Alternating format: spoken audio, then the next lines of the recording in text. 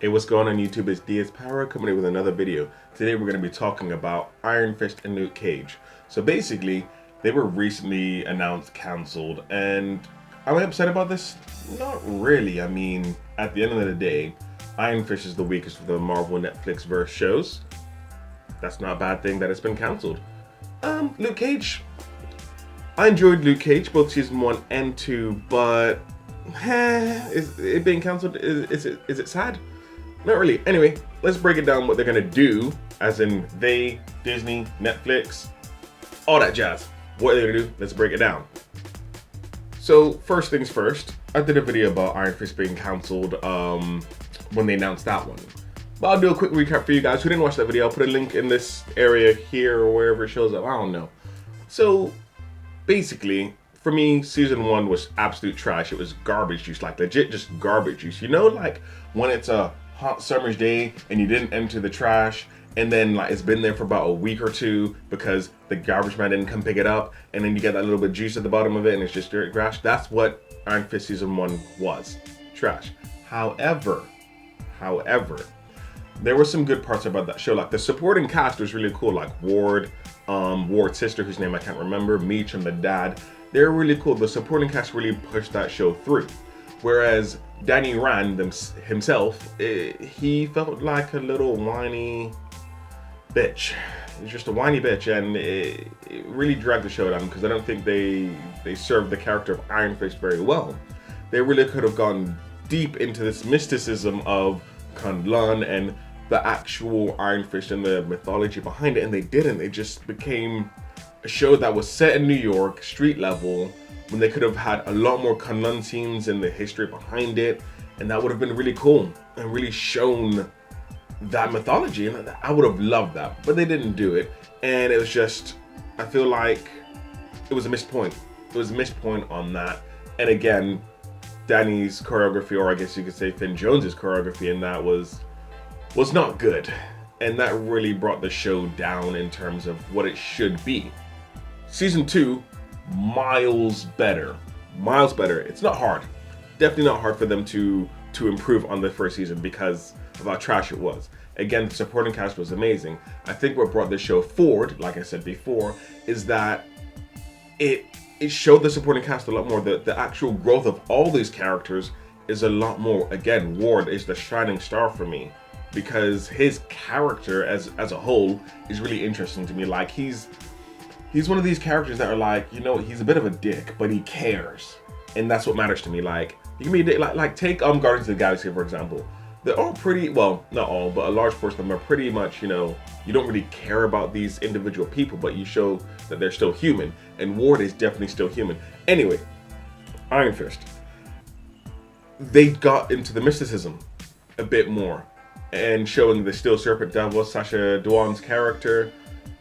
It was amazing, absolutely amazing the way they dove into it, and like if they did it in the first season, it would have been much better, and it would have had a lot more interest in these characters and the mythology behind it, but they didn't. Anyway, like I say, supporting cast was really great, story was much better, and the cliffhanger they leave you on is immense. The cliffhanger, which shows up a lot more of the history in Iron Fist, and I wanted to see that. I wanted to see Orson Randall because he is the 66th Iron Fist, while Danny Rand is the 67th, and now technically Colleen Wing is the 68th. Yeah, that's right. I can count. But that would have been really cool, and to see him with the dual pistols. And don't get me wrong, the CGI looked really shoddy, but the implications of that are crazy. I mean, like you would have something. It's just crazy. Like it's awesome having like basically what three Iron Fists rolling around, or like 1.5, 2.5, I don't know. We don't know what happened with Danny, and that was the thing that was like, oh snap, they're gonna be able to do this. That's really crazy. I want more of that. And then it was canceled, and I'm just like, okay. But now the one that was a bit more of a shocker, because Iron Fist being canceled wasn't really a shocker, Luke Cage. Luke Cage season 1 for me, I enjoyed overall. It was really cool. Supporting cast was okay, but I think this time the shining star was actually the lead actor, Mike Coulter? Anyway, doesn't matter. Luke Cage, main star, was really cool. Misty Knight as the love interest at points, along with the other character, Night Nurse, Claire Temple. Rosario Dawson's character. Love Rosario Dawson, but that's not the point of this video. It was really good. At least from episode 1 to about 6, I think. Basically, spoiler alert, Cottonmouth dies. If you haven't seen Luke Cage season 1 yet, what's wrong with you? Go watch it.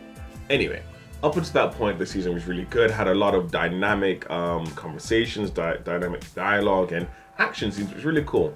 It wasn't as action-packed as Daredevil, and didn't have quite the same psychology effect that Jessica Jones did, but it was still really good. But after Cottonmouth dies, it just felt a bit like, it's okay, I'm watching this. And the villain after that, Diamondback, the villain himself was terrible. The story part of it was great, but the actual villain is just, I don't really care. You feel a bit one-toned, like not even two, like a bit of an angle. It's a straight line. But season 2, I enjoyed it. Season 2 across the board from 1 to 2, or whatever. You know what I'm saying. It was good. I enjoyed all of it across the board. It was a wonderful story. The villain was, I wouldn't say he was complex or anything like that, but he had a reason. It wasn't just, I want to rule the world. It was a revenge story, and don't get me wrong, revenge stories are a dime a dozen. But it was interesting to see in this environment, and I really, really think it was really cool. And the ending of that left a lot of room, at the same way with Iron Fist season 2, to bring a different dynamic in, because we're used to seeing Luke Cage as the great underdog type character. He wants to protect the environment he's in. He wants to protect Harlem. That's cool, but now that you're the kingpin of Harlem, basically, no pun intended for actual Fist Kingpin. Shout out to Daredevil, which is out on Netflix right now. Oh, I'm loving it so much. Anyway, but that's where he is right now. He's ruling Harlem as the I don't know, the Mac Daddy. I can't think of the word right now, but you know what I'm talking about. He is the ruler. And that'd be really cool for them to have someone within the Luke Cage comics, Power Man comics, to come out and say, you know what, you done messed up. Now this does lead me into a theory, one of them that I've got. 1, so we've got the shows that have been cancelled. 2, what do we do now that they are cancelled? The first obvious pick is Heroes for Hire. How they introduce that. So you take the endings of these shows. You've got Luke Cage as the king of Harlem. You've got Iron Fist coming back after his travels, after he's found some stuff out and realizing that, Luke Cage is actually a kingpin right now. We need to stop this. And he tries to get him to see the light and so on. That'd be an interesting thing to do as the kickoff point of Heroes for Hire, or Power Man and Iron Fist, which is the name of one of the many comics that they've been in together, alongside Heroes for Hire and in between, and comic names and you know all that jazz. So that'd be really cool. But for me, that's the entry point. The overall plot, well, not the plot, how they framed this show is as a buddy cop. Initially, get Luke Cage back on track, not being this kingpin character. Have Heroes for Hire.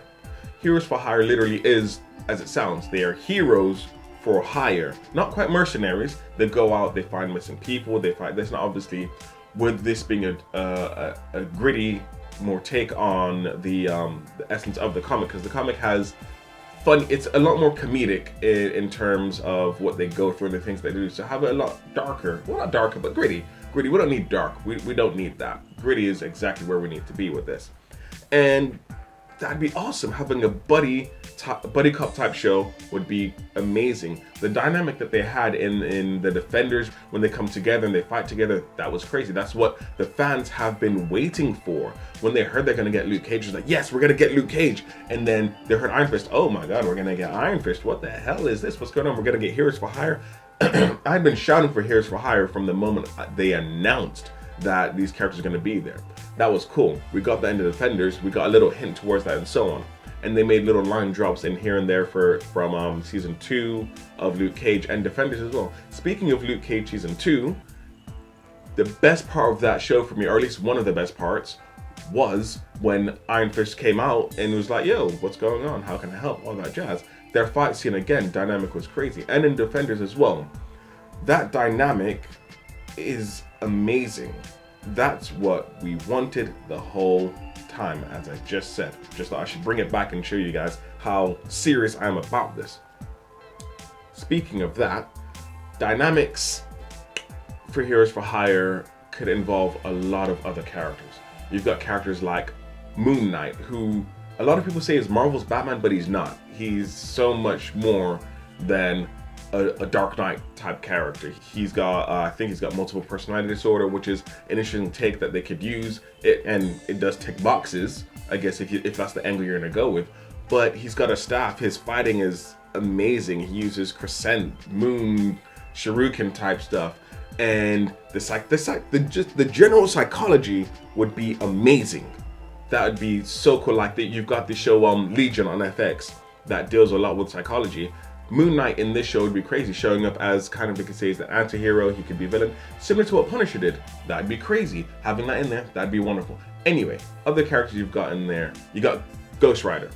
Ghost Rider would be a really interesting character to show up in New York and take them to another mysticism, which could bring in characters like Blackheart, Mephisto, and things like that. That'd be really cool. And when I say Ghost Rider, for the people who watch Agents of S.H.I.E.L.D. but don't really know much about Ghost Rider, that's Robert Reyes with his cool muscle car. I love muscle cars. But anyway, I'm talking about OG Johnny Blaze Ghost Rider could show up in this show. And it's not to say that Disney don't have the money for that. And I'm pretty sure they do have the rights to Johnny Blaze Ghost Rider, because I know it was out before to someone else with those Nicolas Cage movies. But we don't need to talk about those movies because they are trash. Absolute trash. Anyway, so with that, you can have all these crazy heroes and anti-heroes that are going to be in the show, and then the villains you've got Hammerhead, who is basically like, it's a crime mafia thing. Like you could get him hiring out people, and then he's managed to get Heroes for Hire and stuff like that, and then bring it in, like, and then it gets deeper and deeper into all these kinds of things. And you've got Master Khan, who is he's a god, the sorcerer god of Kunlun, and that takes it back into Danny's history, and that'd be really cool. And then you've got characters like Nitro. Now, for those that don't know, Nitro is basically the dude that killed all those kids in Stamford, Connecticut at the school and the surrounding area that pretty much kicked off Civil War. So having that character would be pretty interesting because he wasn't used for the movie Civil War. We have Colleen Wing and Misty Knight. For me, even more so than Danny and Luke, they have the best chemistry in terms of like the actors and actresses.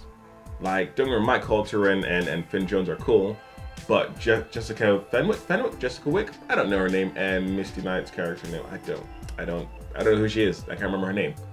But the dynamics and the chemistry they have is, I think it's the best across any board of these characters, probably except for Jessica Jones and Malcolm from the first season and the second season of Jessica Jones. I don't think any two characters have a better chemistry than these two. Matt and Foggy? Probably. They're close. But Colleen and Misty, best chemistry as far as I can remember right now. They, to me, would be great for Daughters of the Dragon. And Daughters of the Dragon is in the comics, and it's what's happened, and I think that's why they showed these two characters a lot together in Defenders and in Iron Fist Season 2, whereas Misty Knight is actually Luke Cage's character, but she came over into in Iron Fist Season 2 and showed him what's what, and was a badass in this show. So having that going, and then also with Colleen Wing having the Iron Fist now and channeling it through her blade, what better setup do you have to have that, and then have Luke Cage and Iron Fist take a backseat to these characters in their own show, Daughters of the Dragon, if they decide to do that. So whether you have Heroes for Hire / Power Man and Iron Fist, or Daughters of the Dragon, the fact that these two shows, Iron Fist and Luke Cage, have been cancelled, it opens up more avenues to be able to streamline the show count, but get more characters within that one show, because then the company has to spend less money. I mean, it's not like Disney's struggling for money anyway. I mean, they pretty much own everything worth money. And if they don't own it, it's like, we don't need it. They just want to get their own characters back, and that's why they just bought Fox. Either way, at the end of this is all saying it stays on Netflix. Anyway, this is my theory on what they do, what I think they could do.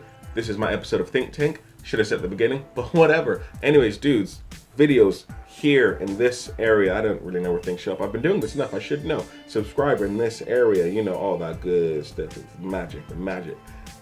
hit the notification bell because I do videos weekly. You guys, like, if you follow me, you already know now that I do it weekly. Like, comment, subscribe, notification bell, like I just said. Also, get all these things done. You see me on Instagram as well. I post all crazy things and updates and stuff. Anyway, speaking so fast, so tired. Should have signed off yet. So, peace.